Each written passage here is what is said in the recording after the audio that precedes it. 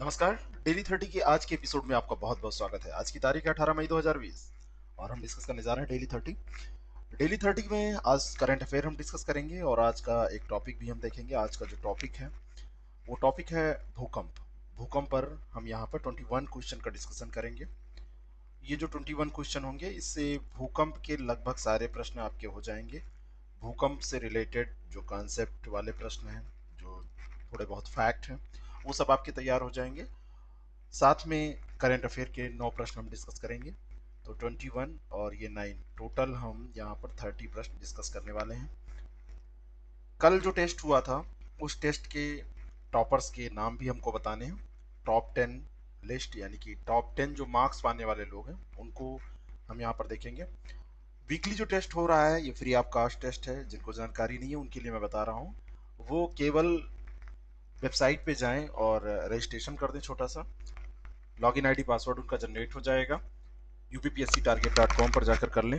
App में कभी कभी दिक्कत आती है और ऐप का अपडेट जल्दी ही आने वाला है, और कोई दिक्कत उसमें नहीं, रजिस्ट्रेशन में थोड़ी सी दिक्कत आती है तो वो जल्दी ही अपडेट आएगा। लॉकडाउन के कारण नहीं आ रहा था, आ पा रहा है, था नहीं, आ पा रहा है, और वो जल्दी आ जाएगा। वो भी प्रॉब्लम सही हो जाएगी। वेबसाइट पे बहुत इजीली हो जाता है, ऐसा नहीं ऐप पे नहीं होता, लेकिन कभी कभी दिक्कतें उसमें आती हैं। तो वो आप पार्टिसिपेट कर सकते हैं, अपनी तैयारी को अच्छे से कंटिन्यू रख सकते हैं। लॉकडाउन है तो पढ़ने के लिए सबसे अच्छा समय है। स्टूडेंट्स को वैसे भी बाहर कहाँ जाना होता है, स्टूडेंट्स रूम में बैठ के पढ़ते हैं, जो अच्छे पढ़ने वाले लोग होते हैं। और जो नहीं पढ़ना होता है जिनको, उनको बहुत सारे अजीब अजीब ख्याल आते रहते हैं और बहुत सारे बहाने उनको मिलते रहते हैं। कभी किसी चीज़ से परेशान है, कभी बॉयफ्रेंड छोड़ के चला गया, कभी गर्लफ्रेंड छोड़ के चली गई, मतलब सबकी अलग अलग समस्याएं होती हैं। लेकिन जो पढ़ने वाले लोग हैं वो थोड़ा बहुत पढ़ते जरूर रहते हैं।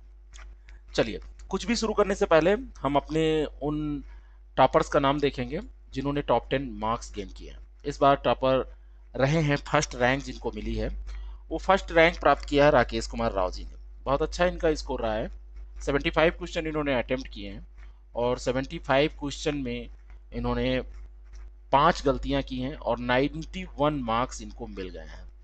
यानी कि इनके 91 मार्क्स हैं, इसलिए इन्होंने टॉप किया है, पहली रैंक है। सेकंड रवि कुमार कश्यप जी रहे हैं और 89 मार्क्स हैं। थर्ड पे भी 89 मार्क्स हैं और फोर्थ पे भी 89 मार्क्स हैं। तो ये तीनों सेकंड रैंक ही मानी जाएगी। लेकिन यहाँ पे रवि कुमार कश्यप और कल्याणी कश्यप, ये दोनों में 10-10 और 8-8 बार अटेम्प्ट अगर आप कर रहे हैं तो इसको मैं मानता हूँ कि ये कहीं ना कुछ गड़बड़ जरूर किया गया है ना। इतने बार अटेम्प्ट करने की जरूरत ऐसे नहीं है। मीना का भी ये 2 से ज्यादा बार अगर अटेम्प्ट होता है तो मुझे कुछ ना कुछ डाउट होता है। ऑनलाइन टेस्ट की कुछ ये मर्यादाएं हैं जो आपको खुद मेंटेन रखना होता है। हरिओम मीना ने एक ही बार अटेम्प्ट किया है और इनके 88 मार्क्स हैं। ठीक है, तो 88 मार्क्स के साथ इनकी ये रैंक वैसे हो गई तीसरी, तो ये थर्ड रैंक हो गई। चलिए आगे हम बात कर लेते हैं और जो मार्क्स हैं। हरिओम मीना के बाद में नीरज कुमार 85 मार्क्स, वंदना 84 मार्क्स, और वंदना की जो रैंक है ये कितनी हो जाएगी, फिफ्थ रैंक हो जाएगी। फिफ्थ होगी कि फोर होगी, देखिए first 91 marks first, 89 second, 88 third, 85 fourth, और वंदना की फिफ्थ रैंक आई है। वैसे रैंकिंग ये 7 है क्योंकि ये इक्वल मार्क्स के भी वो हैं। फिर गौरी हैं 84 मार्क्स के साथ, इनकी भी फिफ्थ ही रैंक मानी जाएगी, गौरी जी की भी। Gita Sakya six rank 83 marks, Anand Singh 82 marks 7 rank, Asha 81 mark 8th rank, Pramendra Kumar Kashyap 2 बार इस आईडी से भी दिया गया है और गौरी की आईडी से भी 2 बार है। ठीक है, 2 बार तक कोई दिक्कत नहीं है, 80 मार्क्स इनको मिले हैं। नेहा राजपूत, इनकी परफॉर्मेंस ठीक रहती है लेकिन इन्होंने इस बार 3 बार अटेम्प्ट किया है। क्या कारण रहा है, 2 से ज्यादा बार अगर कोई अटेंड करता है तो कहीं ना कहीं उसमें। और कुष्मावती यादव, इनके स्कोर हमेशा अच्छे रहते हैं। कुष्मावती जी आप मेहनत करते रहिए। 76 मार्क्स इनके भी हैं। जिनके भी 75% से ऊपर मार्क्स हैं वो बहुत अच्छा परफॉर्मेंस कर रहे हैं। हरेंद्र कुमार 72 मार्क्स, अनीस मोहम्मद 70 मार्क्स, अनीस जी का भी ये अच्छा ही रहता है। इस तरीके से ये मार्क्स हैं। और आप लोगों को बहुत बहुत शुभकामनाएं, आप लोग अच्छे से तैयारी करते रहें। चलिए शुरू करते हैं आज का कार्यक्रम। और आज के कार्यक्रम में सबसे पहले हम करंट अफेयर देखेंगे और करंट अफेयर को कवर करने के बाद में हम कवर करेंगे आज का जो टॉपिक है, वो टॉपिक कवर करेंगे। ठीक है, टॉपिक है भूकंप। पहला देखिए, आज का जो करंट अफेयर का पहला प्रश्न है, ऐसे प्रश्न पूछे बहुत जाते हैं। पहला प्रश्न है कि चक्रवाती तूफान अम्फान ने किस या किन राज्य या राज्यों को प्रभावित किया। यहाँ पे जो विकल्प दिए हैं उनमें से एक से अधिक भी हो सकता है, इसलिए किन और राज्यों का शब्द जो यूज हुआ है। तो यहाँ पे पश्चिम बंगाल और उड़ीसा दोनों को अम्फान ने प्रभावित किया है। अभी 17 मई को बंगाल की खाड़ी में ये चक्रवाती तूफान अम्फान आया था और 20 मई 2020 को पश्चिम बंगाल बांग्लादेश के तटों को पार करते हुए ये आगे बढ़ेगा, ऐसी सूचना है ना। और पश्चिम बंगाल में 7 और उड़ीसा में 10 टीमों को राज्य सरकार की सहायता तथा राहत उपायों में मदद के लिए भेजा गया है। और एक गंभीर चक्रवाती तूफान है ये जो गंभीर चक्रवाती तूफान होते हैं जिनकी 89, एक चीज ये मैं यहाँ पे आपको कहना चाहता हूँ कि ये प्रभावित किया शब्द अभी थोड़ा सा डाउटफुल हो सकता है, लेकिन ये करेगा तो है ही है। लगभग ये 99.9% तो सही है ही है, लेकिन अगर कोई चेंज होगा तो आगे करंट में हम इसको अपडेट कर लेंगे। 89 किलोमीटर पर आवर से 117 किलोमीटर पर आवर के बीच प्रति घंटा की रफ्तार जिसकी होती है उसे गंभीर चक्रवाती तूफान माना जाता है। और यहाँ पर आपको अगर एक प्रश्न मैंने डिस्कस किया था जब तूफानों को मैं डिस्कस कर रहा था, एक दिन भूगोल की कक्षा थी या कुछ था, तो मैंने कहा था कि बंगाल की खाड़ी का महासागरीय तापमान अरब सागर से अधिक होता है और बंगाल की खाड़ी का महासागरीय तापमान अरब सागर से अधिक है। इसी कारण से पश्चिमी घाटों की तुलना में ये पूर्वी घाट में चक्रवाती तूफान ज्यादा आते हैं। एक कारण और भी है कि पश्चिमी घाटों की पहाड़ियों में चक्रवातों को रोकने के लिए काफी ऊंचे स्थान हैं, लेकिन पूर्वी जो तट है हमारा वहां पर ऐसा नहीं है। तो ये सी ऑप्शन यहाँ पर करेक्ट हो जाएगा, उपयुक्त दोनों। अगला प्रश्न, राष्ट्रीय प्रवासी सूचना प्रणाली किसके द्वारा लॉन्च की गई है। राष्ट्रीय सूचना प्रवासी प्रणाली ये कोविड 19 के मद्देनजर एनडीएमए यानी कि राष्ट्रीय आपदा प्रबंधन प्राधिकरण ने लॉन्च किया है और ये प्रवासी श्रमिकों के लिए केंद्रीय ऑनलाइन रजिस्ट्रेशन का एक पोर्टल बनाया गया है जिसमें प्रवासी श्रमिक अच्छे तरीके से अपने स्थान अपने गंतव्य को जा सके। अंतरराज्य संचार में यह मदद करेगा, कॉन्ट्रैक्ट ट्रेसिंग में भी ये मदद करेगा। इसमें नाम, मोबाइल नंबर, उम्र और गंतव्य का जिला ये सारी सूचनाएं दर्ज करेंगे तो आपको सुविधा मुहैया कराई जाएगी। तो राष्ट्रीय आपदा प्रबंधन प्राधिकरण के द्वारा ये किया गया, सी ऑप्शन इसका करेक्ट है। निम्नलिखित कथनों पर विचार कीजिए। अगला प्रश्न है, सिक्किम राज्य का गठन 1975 में किया गया था। और दूसरा है, सिक्किम राज्य का पशु हिरण है। सिक्किम के बारे में अगर हम बात करें तो अभी 16 मई को सिक्किम ने अपना 45वां राज्य दिवस मनाया है। ठीक है, 45वां राज्य दिवस मनाया है 16 मई को। 1975 में इसका गठन किया गया था, मई में ही, 16 मई को। तो ये पहला स्टेटमेंट बिल्कुल सही है। सिक्किम राज्य का अगर हम पशु देखें तो सिक्किम राज्य का जो पशु है वो हिरन नहीं है। सिक्किम राज्य का जो पशु है वो रेड पांडा है, लाल पांडा। और दूसरा जो इंफॉर्मेशन पूछा जाता है या पूछा जा सकता है वो तथ्य है कि यहाँ का राज्य पक्षी क्या है, तो ये लाल तीतर है। राज्य वृक्ष नहीं पूछा जाता जल्दी, लेकिन रोडोडेंड्रॉन है। तो दूसरा स्टेटमेंट यहाँ पर गलत हो जाएगा, पहला सही है, केवल एक यहाँ पर सही हो जाएगा, ए ऑप्शन इसका करेक्ट है। नेक्स्ट क्वेश्चन, प्रधानमंत्री उज्ज्वला योजना प्रारंभ की गई थी, कब की गई थी। चर्चा में इसलिए आई है कि अभी 1500 लोगों से प्रधान जो है धर्मेंद्र प्रधान जी, केंद्रीय मंत्री हैं हमारे, उन्होंने बात किया है। लाभार्थी जो है 1500 इसलिए किया है क्योंकि मई में ये शुरू की गई थी और 16 मई को इसके 4 साल पूरे हुए हैं। 16 मई 2020 को इसके 4 साल पूरे हुए हैं। ये 2000 कब शुरू गई थी, 16 में, सी ऑप्शन इसका करेक्ट हो जाएगा। ऐसी योजनाओं की तिथि आपको हमेशा ध्यान रखना चाहिए। अभी कोविड के मद्देनजर जो भी इसके लाभार्थी हैं उन लाभार्थियों को फ्री में 3 सिलेंडर दिए जा रहे हैं, ठीक है ना। 3 सिलेंडर देने की व्यवस्था इसके अंतर्गत की गई है। विश्व दूरसंचार दिवस प्रतिवर्ष भारत में आयोजित किया जाता है, किस तिथि को आयोजित किया जाता है। कभी कभी ऐसे प्रश्न पूछ लिए जाते हैं।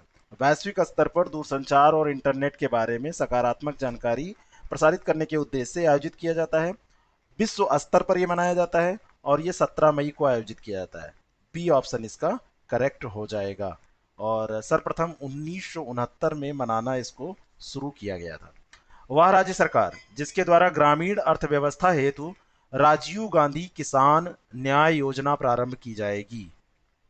ऐसा फैसला, ऐसा योजना चलाने का निर्णय किसने लिया है? उस राज्य सरकार का नाम आपको बताना है। इन प्रश्नों का उत्तर देने का सबसे एक सरल तरीका होता है, आप देखिए कि जहां पर राजीव गांधी जी का नाम आएगा तो जाहिर सी बात है वहां पर कांग्रेस की गवर्नमेंट होगी। उत्तर प्रदेश तो वैसे ही निकल गया। छत्तीसगढ़ में कांग्रेस की गवर्नमेंट है, पंजाब में है, और झारखंड में किसकी गवर्नमेंट है? कांग्रेस समर्थित है? बताइएगा कांग्रेस समर्थित है या नहीं है, और झारखंड के सीएम का नाम भी बताइए आप। तो जो छत्तीसगढ़ सरकार है, छत्तीसगढ़ सरकार ने ये फैसला लिया है, और इसमें राजीव गांधी जी जो हमारे पूर्व प्रधानमंत्री हैं उनकी पुण्यतिथि होती है 21 मई, 21 मई इनकी पुण्यतिथि होती है। तो उन्हीं की पुण्यतिथि पर ये शुरू किया जाएगा।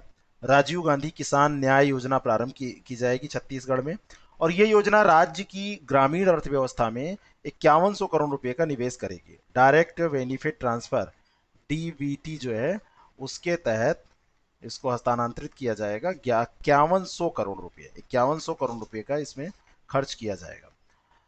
अगला प्रश्न है, किस राज्य द्वारा जल जीवन मिशन के तहत ग्रामीण पेयजल के लिए सेंसर आधारित सेवा वितरण निगरानी प्रणाली का उपयोग किया जाएगा? सेंसर आधारित सेवा वितरण निगरानी प्रणाली, चीजों को जब ज्यादा मैनेज हम करते हैं, टेक्नोलॉजी का उपयोग करते हैं, तो कई बार चीजें दुष्कर भी होती हैं, लेकिन इसके लाभ बहुत होते हैं। दुष्कर इसलिए होती है कि हमारा जो बजट होता है वो बढ़ जाता है। बजट बढ़ता है तो उसके क्रियान्वयन में कई बार समस्याएं आती हैं। लेकिन ऐसा करने वाला जो पहला राज्य बनने जा रहा है वो है गुजरात। राज्य जल जीवन मिशन के तहत ग्रामीण पेयजल के लिए सेंसर आधारित सेवा वितरण निगरानी प्रणाली का ये उपयोग करेगा। पहले पायलट प्रोजेक्ट चलेगा। कोई भी कार्यक्रम जब चलाया जाता है तो पायलट प्रोजेक्ट के तहत पहले उसको देखा जाता है कि क्या ये सफल हो पाएगा, नहीं, क्या इसका फीडबैक आता है। तो पहले पायलट प्रोजेक्ट के तहत 2 डिस्ट्रिक्ट चुने गए हैं, वहां पर चलाया जाएगा, फिर देखा जाएगा आगे इसको चलाना है कि नहीं। हाल ही में देवेश राय का निधन हुआ। मैं भी जब कोई कार्यक्रम चलाता हूं तो मैं थोड़ा सा उसको चेक करता हूं। ये कार्यक्रम भी अभी टेस्टिंग में ही चल रहा है, क्योंकि आप लोग जितना सपोर्ट करना चाहिए शायद उतना नहीं कर रहे हैं, और कर सकते हैं। कुछ नहीं करना है, इस पोस्ट को आपको एक बार लाइक कर देना है और मैक्सिमम शेयर कर देना है। मैक्सिमम शेयर का मतलब जिस ग्रुप में आप हो वहां पर भेज दीजिए जहां पर लोग इसका लाभ उठाएं। ऐसा नहीं है कि कहीं भी आप इसको शेयर कर दीजिए। पता चला एक चुटकुलों वाला ग्रुप है, वहां पे शेयर कर दिया, वहां पे इसको कौन पढ़ेगा? ये आप जैसे पढ़े लिखे बुद्धिमान लोगों के लिए क्लास है। ये सपना चौधरी के गाने नहीं है कि कोई भी देख लेगा। सपना चौधरी का जो क्षेत्र है वो बहुत विस्तृत है।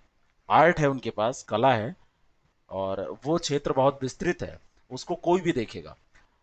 हमारे देश का हर एक नागरिक उसका लुत्फ उठाएगा। लेकिन ये जो क्लास है उसके लिए थोड़ी सी बुद्धिमत्ता की जरूरत है। जब आप में वो होगी और आपकी जरूरत होगी, दो चीजें हैं, तभी आप देखेंगे। तो ऐसी जगहों पे शेयर कर दीजिए। अगर इसको आप कर देंगे तो थोड़ा सा यहाँ पे सपोर्ट बढ़ जाएगा। यही सपोर्ट तो चाहिए मुझसे, और तो कुछ नहीं चाहिए। बाकी तो मैं आपसे कुछ कहता नहीं। तो ये अभी पायलट प्रोजेक्ट ही चल रहा है। अब पायलट प्रोजेक्ट थोड़ा लंबा खिंच गया है, 2 महीने पूरे होने वाले हैं, 1.5 महीने से ऊपर हो गए हैं।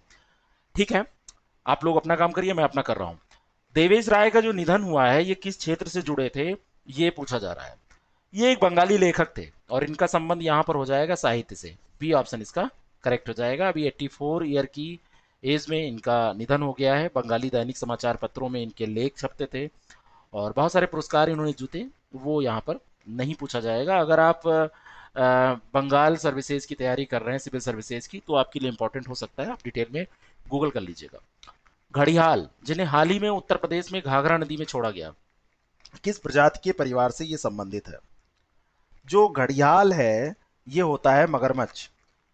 बहराइच वन प्रभाग ने घाघरा नदी में 40 घड़ियाल अभी छोड़े हैं, और घाघरा गंगा की एक प्रमुख सहायक नदी है। क्या ये बात सही है? घड़ियाल का वैज्ञानिक नाम होता है गैवियलिस गंगेटिकस, और इन्हें आमतौर पर मछली खाने वाले मगरमच्छ कहा जाता है। ठीक है, जो ये घड़ियाल होते हैं मछली खाते हैं ये, और आयुषीएन की रेड लिस्ट में ये शामिल है, इसलिए ये चर्चा में है। बताइएगा ये किसकी सहायक नदी है? ठीक है, मैं गलत तो नहीं बोला हूं। तो ए ऑप्शन यहाँ पर सही हो जाएगा। ठीक है, मैं बहराइच का ही रहने वाला हूँ। यहाँ पर कतरनिया घाट पड़ता है, वहां पर इनका प्रजनन केंद्र भी है। अगला प्रश्न, भूकंप का कारण है पृथ्वी का कंपन, परमाणु परीक्षण, भूमिगत खानों की छतों का गिरना, उपर्युक्त सभी। यहाँ से टॉपिक हो गया हमारा स्टार्ट। जो अर्थक्वेक का आज हमको अर्थक्वेक डिस्कस करना है, वो टॉपिक आज जो हम डिस्कस करने जा रहे हैं यहाँ से स्टार्ट हो रहा है। यहाँ से अब थोड़ा सा माइंड, आप अपना टेस्ट जो है वो चेंज करिए। करंट अफेयर जो होता है वो आप बड़ा इजीली पढ़ते हैं, पढ़ना नहीं चाहिए ऐसा। कोई भी क्वेश्चन बहुत ही ऐसा नहीं पढ़ना चाहिए कि अरे ये नहीं आएगा। जो भी पढ़िए थोड़ा गंभीरता से पढ़िए, नहीं आएगा नहीं आएगा, आपको जानकारी तो हो जाएगी, लेकिन अगर कहीं आ गया तो दिक्कत हो जाएगी। पहला प्रश्न है कि भूकंप का कारण क्या होता है। भूकंप के जो कारण हैं उनको दो प्रकारों में हम बांट सकते हैं। एक तो प्राकृतिक घटनाएं होती हैं जो नेचुरल कारण होते हैं, तो एक तो प्राकृतिक घटना हो गई, और दूसरा हम लोग भी कम नहीं है, मैनमेड भी बहुत सारी चीजें हैं जो भूकंप का कारण बनती हैं। दोनों का अगर यहां पर देखें भूकंप के कारणों में, तो पृथ्वी का कंपन, प्रमाण परीक्षण, कंपन तो प्राकृतिक है, प्रमाण परीक्षण ह्यूमन मेड है, मैन मेड है, और भूमिगत खानों की छतों का गिरना, ये भी हम खनन करते हैं तभी होता है। तो ये सारे कारण हो जाएंगे, डी ऑप्शन यहां पर करेक्ट हो जाएगा। अगला प्रश्न है, निम्नलिखित कथनों पर विचार कीजिए। वह स्थान जहां से ऊर्जा तरंगों की उत्पत्ति होती है उसे अधिकेंद्र कहते हैं। अधिकेंद्र कहते हैं जहां से ऊर्जा तरंगों की उत्पत्ति होती है। पहला स्टेटमेंट ये है, क्या ये बात सही है? अधिकेंद्र की अंग्रेजी में बता दे रहा हूं, इपी सेंटर। कई बार आप लोगों को दिक्कत होती है, तो मैं यहां पर इपी सेंटर लिखे दे रहा हूं, ठीक है ना। और जो ये है वह बिंदु जहां पर भूकंपीय तरंगे सबसे पहले पहुंचती हैं उसे भूकंप का मूल कहते हैं। भूकंप का जो मूल है यानी कि फोकस, उसको क्या कह रहे हैं कि फोकस कहते हैं। अब इसको पढ़ के देखिए, क्या ये बात सही है? अब मैं बता रहा हूं, वह स्थान जहां से ऊर्जा तरंगों की उत्पत्ति होती है उसे भूकंप का उद्गम केंद्र या भूकंप मूल कहते हैं। जहां से ऊर्जा तरंगों की उत्पत्ति होती है उसे कहते हैं फोकस। तो पहला स्टेटमेंट यहां गलत हो गया। दूसरा है, वह बिंदु जहां पर भूकंपीय तरंग सबसे पहले पहुंचती हैं उसे क्या कहते हैं? उसे कहते हैं ईपी सेंटर। ये यहां पर लिखना चाहिए, ये यहां पर लिखना चाहिए। तो ये दोनों के दोनों स्टेटमेंट उल्टे लिखे हुए हैं, और दोनों के दोनों स्टेटमेंट यहां पर क्या हो गए? गलत। ऐसे ही प्रश्न आपसे उलझा के पूछे जाते हैं, तो आप इसका सही उत्तर देने के लिए क्या करेंगे? पहले तो खूब प्रैक्टिस करेंगे, फिर वहां पर सावधानी से प्रश्नों को पढ़ेंगे एग्जामिनेशन हॉल में, ठीक है। तो इस तरीके से इसका सही उत्तर हो जाएगा डी। और फिर सही उत्तर टिक भी आपको करना है ओएमआर सीट में। अगर ऑनलाइन एग्जाम है तो वहां पर जो ऑप्शन आप क्लिक कर रहे हैं वहां पर सही क्लिक भी करना है, सही टिक भी करना है, ठीक है। आगे बढ़ते हैं। निम्नलिखित में से कौन सा युग्म सही सुमेलित है? दो चीजें यहां दी हैं, समभूकंपी रेखा और एक है सिस्मोलॉजी। समभूकंपी रेखा जो है भूकंप के समान तीव्रता वाले बिंदुओं को मिलाने वाली रेखा है। बिल्कुल सही बात है। जो भूकंप जहां जहां आता है, मान लीजिए कि ये कुछ, मान लीजिए ये इंडिया है, यहाँ भूकंप आया, यहाँ यहाँ कई जगह भूकंप आया, तो सतह पर, पृथ्वी की सतह पर ही हम देखेंगे, अंदर घुस के नहीं देखेंगे। पृथ्वी की सतह पर भूकंप के समान तीव्रता वाले बिंदुओं को मिलाने के वाली जो रेखा होती है उसे ही समभूकंपी रेखा कहते हैं। सिस्मोलॉजी भूकंप का अध्ययन कहलाता है। ये भी बात बिल्कुल सही है, दोनों के दोनों स्टेटमेंट सही हैं। सी यहाँ पर करेक्ट उत्तर हो जाएगा। अगला प्रश्न, निम्नलिखित कथनों पर विचार कीजिए। प्रत्येक भूकंपीय क्रिया के साथ ज्वालामुखी क्रिया भी होती है। क्या पहला स्टेटमेंट सही है? मैंने कहा ना कि जहां पर केवल प्रत्येक इस तरीके के शब्द आपको दिखाई दें, तुरंत अलर्ट हो जाइए, बी अलर्ट, तुरंत सतर्क हो जाइए, और उसको बार बार पढ़िए, 3 बार कम से कम पढ़िए, तब आगे बढ़िए। 3 बार पढ़ने में टाइम नहीं लगेगा। प्रत्येक भूकंपीय क्रिया के साथ ज्वालामुखी क्रिया भी होती है, यह गलत है। ज्वालामुखी और भूकंप क्रिया एक दूसरे से अंतर संबंधित है, यह बिल्कुल सही है। अंतर संबंधित है, ये सही है। राजू और रामू ये दोस्त हैं, ये राजू है, ये रामू है, ये दोनों बहुत अच्छे दोस्त हैं, ठीक है। लेकिन अगर कहा जाए कि जब जब रामू को भूख लगती है तब तब राजू को भूख लगती है, ऐसा कोई जरूरी नहीं है। अच्छे दोस्त तो हैं, अंतर संबंधित है। एक उदाहरण मैं दे रहा हूं, एक ज्वालामुखी है, एक भूकंप है, इस तरीके से आप याद रखिए। तो केवल 2 सही हो जाएगा, बी ऑप्शन इसका करेक्ट हो जाएगा। अगला प्रश्न, प्लेट विवर्तन की संकल्पना के अनुसार भूकंपीय घटनाएं घटित होती हैं कहां पर? रचनात्मक प्लेट सीमांत, विनाशात्मक प्लेट सीमांत, संरक्षी प्लेट सीमांत, या सभी? कहां पर होती हैं? प्लेट विवर्तन की जो संकल्पना है उसके अनुसार यह बताया गया कि स्थल भाग कठोर प्लेटों से निर्मित गतिमान अवस्था में विद्यमान है। स्थल जो भाग है वो कठोर प्लेटों से निर्मित है और ये गतिमान अवस्था में है, यानी कि ये गति कर रहा है। और इन्हीं रचनात्मक, विनाशात्मक और संरक्षी प्लेटों के सीमांतों के सहारे, यानी कि तीनों प्रकार की प्लेटों की, रचनात्मक प्लेट जहां पर दोनों अलग अलग होती हैं, है ना, विनाशात्मक प्लेट नॉर्मली आप ऐसे समझ लीजिए, संरक्षी जो एक दूसरे से ऐसे घर्षण करके निकल जाती हैं और कुछ नहीं होता। ये तीन प्रकार हैं। कभी डिटेल में जब हम क्लास प्लान कर रहे हैं, करेंगे, सब कुछ आपको समझ में आएगा, फिगर सहित सब देखेंगे अच्छे से। तो तीनों प्लेटों के सीमांतों के सहारे भूकंप क्रियाएं होंगी। ठीक है, ये तीनों प्रकारों में भूकंप क्रियाएं होती हैं। तो डी ऑप्शन यहां पर करेक्ट हो जाएगा। निम्नलिखित कथनों पर विचार कीजिए। भूकंप के समय सबसे पहले एस तरंगों की उत्पत्ति होती है। जब भूकंप आता है तो तीन प्रकार की तरंगें आपने पढ़ रखी होंगी, पी, एस और एल। ये जो तीन तरंगें हैं, इसमें कह रहे हैं कि सबसे पहले एस तरंगें आती हैं, तो ये गलत है। पी तरंगें सबसे पहले आती हैं और इसका नाम ही होता है प्राइमरी वेव। और प्राइमरी वेव्स जो है यानी प्राथमिक तरंगें जो हैं, प्राथमिक यानी कि पहले आती हैं। तो कंसेप्ट पे आप ध्यान दीजिए, तो पहला स्टेटमेंट यहां पर गलत हो गया। प्राथमिक तरंगें ध्वनि तरंगों के समान अनुदैर्ध्य तरंगें होती हैं। क्या ये बात सही है? प्राथमिक तरंगें ध्वनि तरंगों के समान अनुदैर्ध्य तरंगें होती हैं, बिल्कुल सही है। ये स्टेटमेंट बिल्कुल सही है। अनुदैर्ध्य तरंगें क्या होती हैं, कभी आपने सोचा है? अनुदैर्ध्य तरंगों में कंपन जो होता है कणों का, वो दोलन तरंग की दिशा के समानांतर होता है। अगर तरंग इधर जा रही है तो इसी के समानांतर कंपन होगा।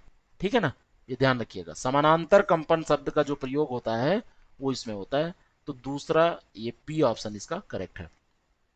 अगला प्रश्न, द्वितीयक तरंगों के बारे में असत्य कथन की पहचान कीजिए। द्वितीयक तरंग एस तरंगें होती हैं। इसमें चार जो ऑप्शन दिए हैं, ये विशेषताएं हैं इसकी। ये प्रकाश तरंगों के समान अनुप्रस्थ तरंगें होती हैं, बिल्कुल सही है। जो प्राइमरी वेव्स होती हैं वो अनुदैर्ध्य तरंगें होती हैं और ध्वनि तरंगों के समान होती हैं। और जो द्वितीयक तरंगें होती हैं या प्रकाश तरंगें होती हैं और अनुप्रस्थ तरंगों के समान होती हैं। दूसरा है, इनकी गति पी तरंगों से कम और एल तरंगों से अधिक होती है, ये भी सही है। अगला है कि ये तरंगें ठोस, तरल, गैस तीनों माध्यमों में गमन कर सकती हैं।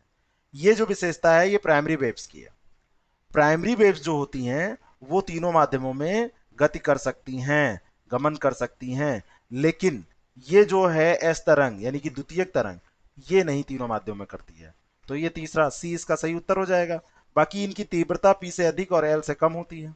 इनकी गति पी से कम और एल से अधिक होती है, लेकिन इनकी तीव्रता पी से अधिक और एल से कम होती है। एल सबसे विनाशकारी होती है। अभी आगे हम प्रश्न करेंगे।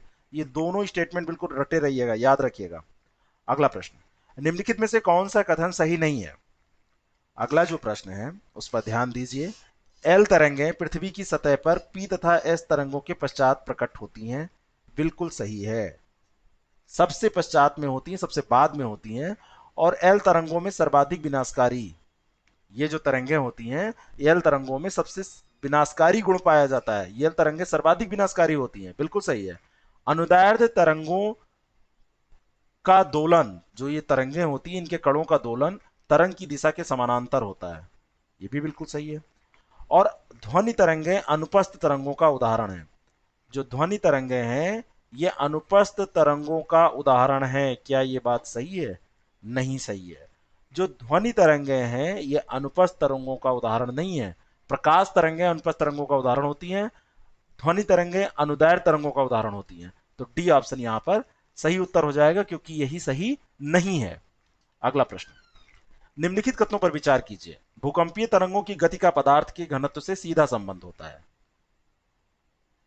जो भूकंपीय तरंगें होती हैं, अगर पदार्थ का घनत्व ज्यादा होगा तो भूकंपीय तरंगों की जो गति है वो ज्यादा होगी, बिल्कुल सही है। पृथ्वी की आंतरिक परतों का घनत्व सतह की अपेक्षा अधिक होती है, इसलिए भूकंपीय तरंगें वहां पर क्या होती है, तेज चलती हैं, गति में वृद्धि हो जाती है, ये भी बिल्कुल सही है। दोनों के दोनों स्टेटमेंट सही है। सी ऑप्शन इसका करेक्ट हो जाएगा।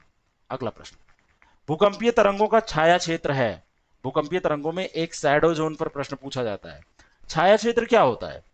छाया क्षेत्र के बारे में अगर हम बात करें तो ये ऐसा क्षेत्र होता है जहां भूकंप लेखी द्वारा भूकंपीय तरंगों का अभिलेखन नहीं किया जाता है, नहीं वहां पे मिलती हैं।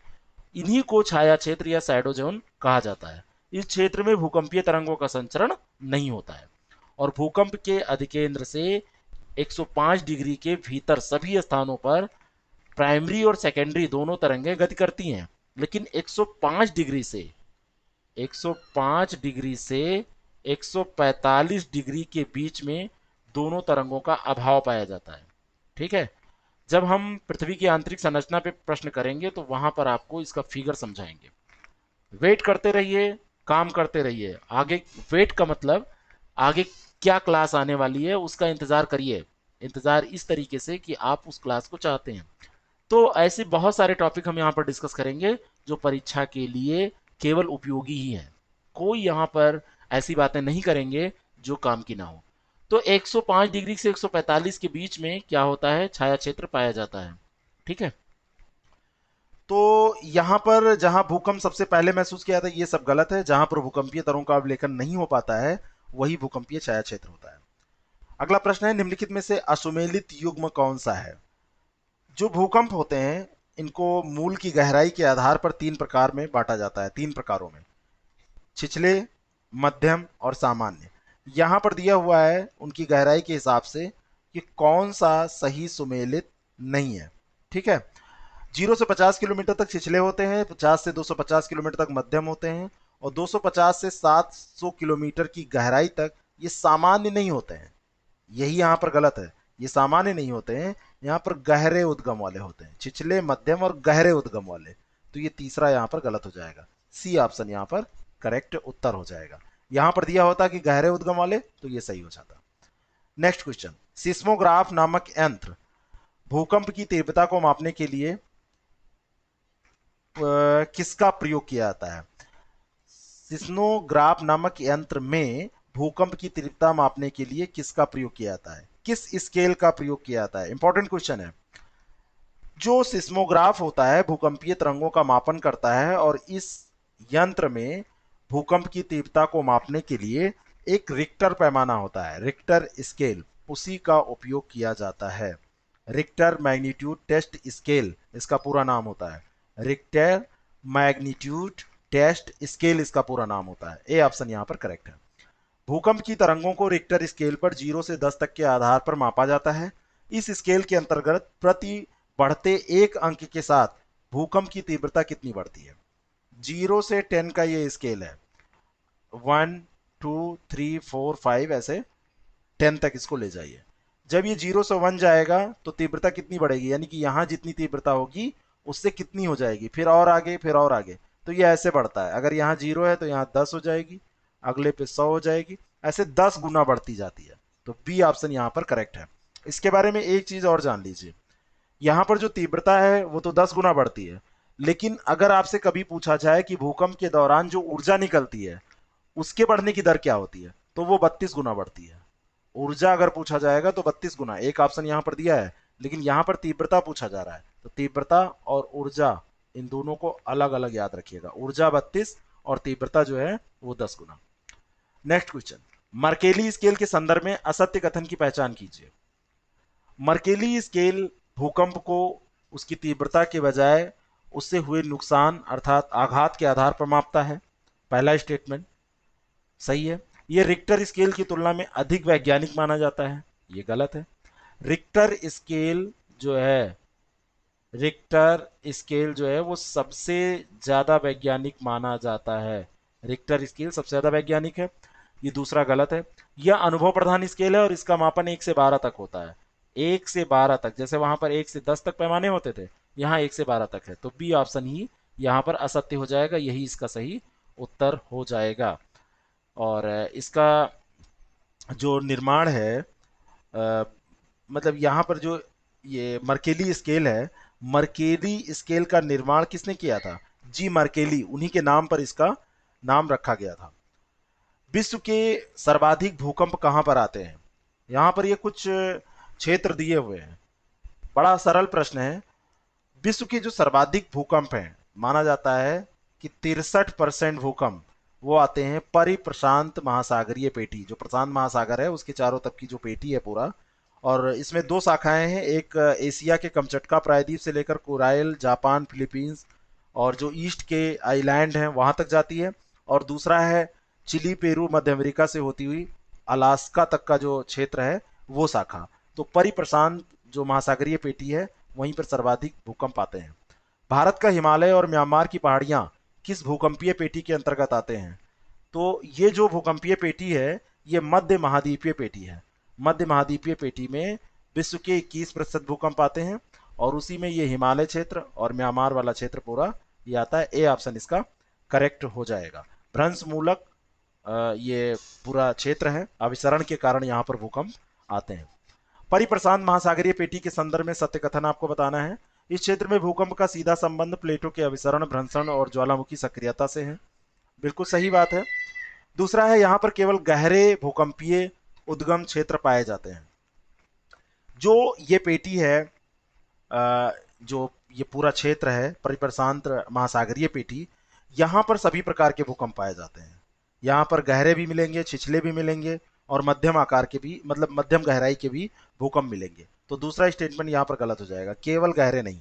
तो पहला सही है, केवल एक सही है, ए ऑप्शन यहाँ पर करेक्ट हो जाएगा। नेक्स्ट क्वेश्चन, भूकंप का निम्नलिखित में से कौन सा लाभकारी प्रभाव नहीं है? अब आप सोचेंगे क्या भूकंप से लाभ भी होते हैं? मैं आपको दिखा रहा हूं कि भूकंप से क्या क्या लाभ होते हैं।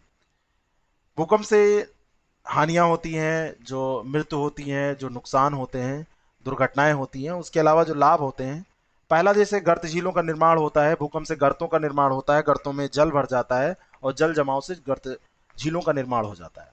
दुर्लभ खनिज पदार्थों का आंतरिक भाव से धरातल पर आना, ये भी होता है।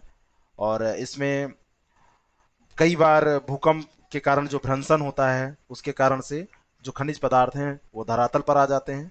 तटीय क्षेत्रों का नष्ट होना, ये तो कोई पॉजिटिव चीज नहीं है, लाभकारी नहीं है। तो सी इसका सही उत्तर हो जाएगा। ये प्रभाव पॉजिटिव नहीं है, यहाँ लाभकारी है, सकारात्मक प्रभाव पूछा जा रहा है। और पृथ्वी की आंतरिक बनावट के विषय में जानकारी प्राप्त होती है। पृथ्वी का जो अध्ययन हम करते हैं भूकंपीय तरंगों के माध्यम से करते हैं, तो ये भी इसका सकारात्मक प्रभाव है। और इसका सकारात्मक प्रभाव क्या है? कई बार सागर के जो तटीय भाग हैं वहां पर भूकंपीय क्रियाओं के कारण जो खाड़ियां हैं प्राकृतिक बंदरगाहों के रूप में विकसित होने के लिए स्थान बना देती हैं। सुनामी के संदर्भ में निम्न कथनों पर विचार कीजिए। सुनामी एक जापानी शब्द है। यहाँ पर सीधा ये पूछ लिया जाता है कि जो सुनामी है वो कहाँ का शब्द है, चीन भी दे सकता है। तो ये जापानी शब्द है, इसका अर्थ होता है बंदरगाही लहरें, है ना? सही है। और जो सुनामी तरंगें हैं गहरी जल तरंगें मानी जाती हैं। सॉरी, जो सुनामी तरंगें हैं वो गहरी जल तरंगें नहीं होती हैं। सुनामी तरंगें बहुत ही सतही जल तरंगें होती हैं, गहराई में ये नहीं जाती हैं। तो दूसरा स्टेटमेंट यहाँ पर गलत हो जाएगा। अत्यधिक गहरे समुद्र में सुनामी की गति सर्वाधिक होती है और महासागरीय तटों पर न्यूनतम होती है, ये सही है। तो इस तरीके से पहला और तीसरा यहाँ पर सही हो गया और इसका सही उत्तर हो जाएगा बी ऑप्शन। ठीक है, अगला प्रश्न, समुद्र तल में आए भूकंप की तीव्रता की जानकारी प्राप्त होती है किसके द्वारा? सोनामीटर, हाइड्रोमीटर, हैग्रोमीटर। तो आप जानते होंगे यह आर्द्रता मापता है। ठीक है, यह आर्द्रता मापी है, आर्द्रता मापता है ये, तो ये सी तो निकल गया। सोनामीटर जो होता है, सोनामीटर के द्वारा समुद्र तल में आए भूकंप की तीव्रता की जो जानकारी है वो हमको प्राप्त होती है। हाइड्रोमीटर से क्या होता है? कोई ये मीटर है? अगर है तो बताइएगा। ये भी दूसरा प्रश्न है आज का। सुनामी की सर्वाधिक उत्पत्ति होती है कहां पर?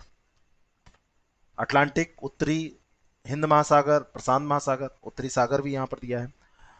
जो सुनामी है, सुनामी भी ठीक उसी तरह प्रशांत महासागर क्षेत्र में, जैसे भूकंप जहां पर ज्यादा आते हैं वहीं पर प्रशांत महासागरीय क्षेत्र में सबसे ज्यादा आती है।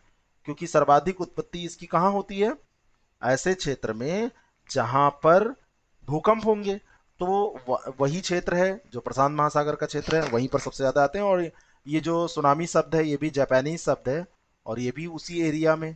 जापान भी कहाँ पर है? प्रशांत महासागरीय क्षेत्र में ही है। भारत में भी सुनामी आई थी, इसकी डेट क्या थी? 26 दिसंबर की बात है ना, 2004 में। क्या मैं सही हूँ? तभी ये सुनामी आई थी। चलिए, ये आपको कैसा लगा जरूर बताइएगा और थोड़ा सा इसको लाइक वाइक कर दिया कीजिए, कोई इसमें आपको दिक्कत नहीं होनी है। इससे थोड़ा सा हमारी टीम का, हमारा हौसला बढ़ेगा। अगर आपको बीईओ, आरओ और यूपी पीसीएस 2020 के लिए प्रैक्टिस सेट चाहिए, टेस्ट सीरीज चाहिए, तो आप 6307 281212 पर कांटेक्ट कर सकते हैं। व्हाट्सएप कीजिएगा, कॉल करने से बचिए। व्हाट्सएप पे आपको जानकारी थोड़ा बहुत 10-12 घंटे तक हो सकता है दे दी जाए, इतना पेशेंस आपको रखना चाहिए। हो सकता है कभी कभी तुरंत दे दी जाए, और वहाँ पर आप प्रैक्टिस सेट ज्वाइन कर सकते हैं। Thank you very much.